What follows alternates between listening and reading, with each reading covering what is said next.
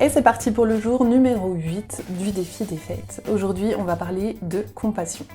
Donc qu'est-ce que la compassion? La compassion, c'est tout simplement le fait, des fois, d'arriver à se comprendre en fait. D'arriver à, non pas se trouver des excuses, mais à compatir. À compatir, c'est-à-dire à faire preuve de bienveillance vis-à-vis de nous-mêmes en fait. Comme si on parlait à un ami ou une amie, comme si on essayait de le réconforter. Pas parce qu'on se dit que c'est ce qu'on doit faire et voilà, c'est parce que voilà, c'est vraiment un ami ou un ami auquel on tient vraiment et on a envie de le réconforter, on a envie de lui dire c'est pas grave, ça va aller. Et donc faire preuve de compassion vis-à-vis de soi-même et aussi vis-à-vis des autres, ça peut permettre une fois de plus tout simplement de nous rendre l'appareil en fait. Quand on fait preuve de compassion vis-à-vis des autres, ça nous aide à être plus doux vis-à-vis de nous-mêmes et à l'inverse, quand on fait et pareil à l'inverse, quand on fait preuve de compassion vis-à-vis de nous-mêmes, ça nous aide à être plus doux avec les autres.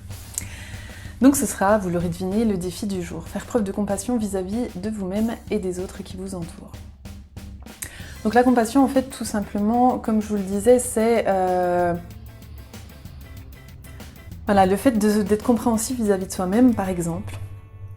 Vous rentrez le soir du boulot, vous êtes totalement cramé. Okay, vous avez passé une journée qui était difficile, vous rentrez, vous posez devant la télé avec un paquet de chips, et puis voilà. Et là où il y a une petite nuance, c'est que la compassion, c'est pas de se dire « ouais, bon bah ok, c'est bon, j'ai passé une journée de...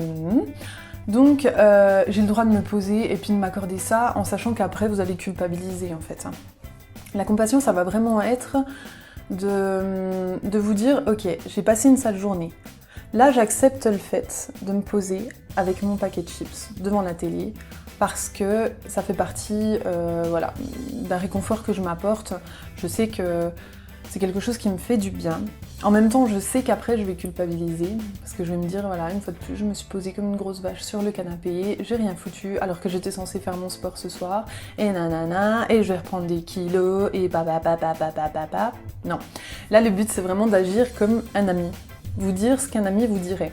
Mais en n'étant pas non plus trop laxiste. C'est-à-dire que la compassion, c'est pas non plus tomber dans des excuses.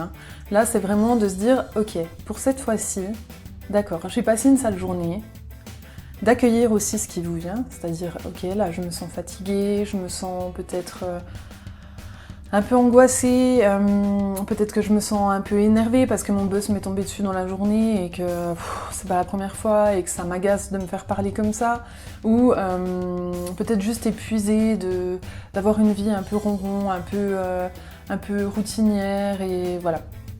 Et déjà, dans un premier temps, ça va être d'accepter ça et de l'accueillir, de voir, de mettre des mots tout simplement sur ce qu'on ressent, sur nos émotions. Ça, c'est vraiment la base.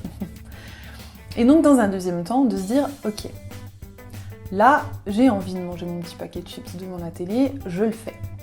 Mais d'agir en tant qu'ami, donc avec bienveillance, et de se dire, ok, là, d'accord, t'as besoin de ce réconfort-là, je comprends, il n'y a pas de souci. Mais par contre, ma petite cocotte, on va pas tomber dans ce panneau-là et ça va pas être le coup à chaque fois, tous les soirs, de se dire ça et voilà.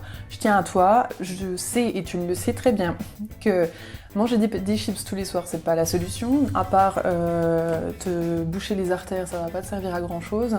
Donc voilà, là t'as le droit de t'autoriser ce petit coup de mou, mais demain, on va quand même se motiver parce que tu sais que faire du sport, c'est bon pour toi et tu sais que c'est quelque chose auquel tu tiens. Donc voilà, on va s'axer là-dessus demain, mais ce soir, si tu as envie.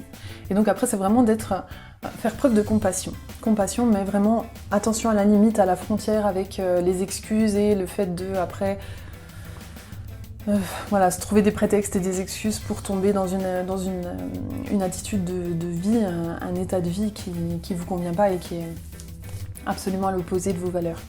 Ça c'est, voilà. Si vous voulez aller plus loin, n'hésitez pas à regarder dans la barre d'infos, je vais vous mettre le site de Feminimoon.